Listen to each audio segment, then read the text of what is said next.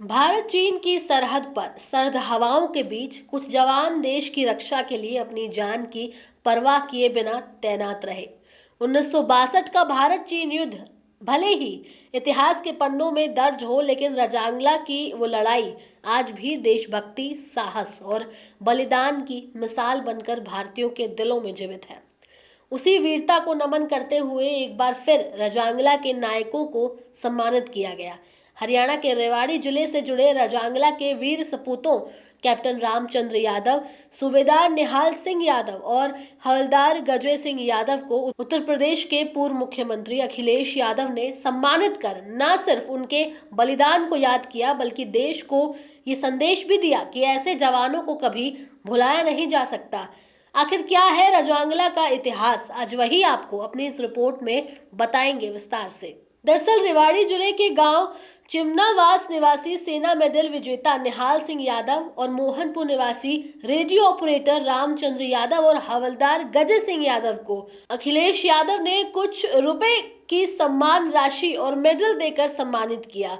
ये वीर जवान 1962 के भारत चीन युद्ध में लद्दाख के चुशूल सेक्टर स्थित रजांगला पोस्ट पर तैनात थे और उन्होंने अत्यंत विषम परिस्थितियों में देश की रक्षा की थी। सम्मान समारोह में अखिलेश यादव ने कहा था कि रजांगला के वीरों का साहस आने वाली पीढ़ियों के लिए प्रेरणा है। देश को ऐसे योद्धाओं पर गर्व है जिन्होंने सीमित संसाधनों और कठिन हालात के बावजूद दुश्मन को पीछे हटने पर मजबूर कर दिया।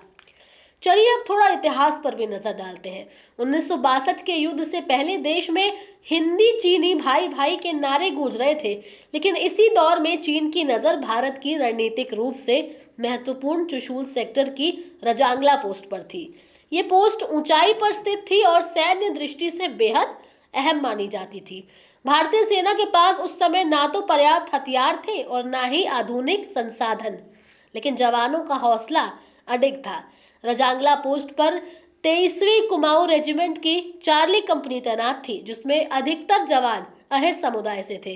कुल 120 जवानों की ये टुकड़ी इतिहास रचने जा रही थी। इसका अंदाजा शायद तब किसी को नहीं था। रजांगला की ऐतिहासिक लड़ाई का नेतृत्व मेजर शैतान सिंह भाटी ने किया।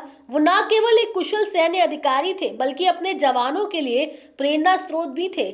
-24 डिग्री सेल्सियस तापमान, भारी बर्फबारी और सीमित हथियारों के बीच उन्होंने अपने 120 जवानों का नेतृत्व करते हुए दुश्मन का डटकर सामना किया।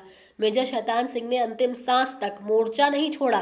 घायल होने के बावजूद वो अपने जवानों को लगातार निर्देश देते रहे और युद्ध भूमि में ही वीर गति को प्राप्त हुए। उनकी इस वीरता के लिए उन्हें मरणोपरांत परमवीर चक्र से सम्मानित भी किया गया। रजांगला की लड़ाई को सैन्य इतिहास की सबसे असमान लड़ाइयों में गिना जाता है।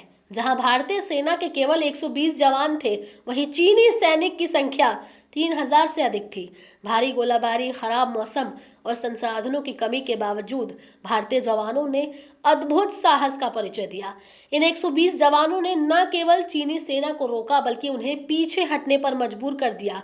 अधिक ठंड, लगातार गोलाबारी और जानलेवा हालात के बावजूद वो आखिरी गोली और आखिरी सांस तक लड़ते रहे। ये लड़ाई भारतीय सेना के अदम्य जज्बे और बलिदान की भी प्रतीक बताई गई है। इस सम्मान समारोह के पीछे भी एक भावनात्मक कहानी जुड़ी है। उत्तर प्रदेश के पूर्व मुख्यमंत्री अखिलेश यादव ने अपने रिश्तेदार डॉक्टर विराट को एक संदेश भेजा।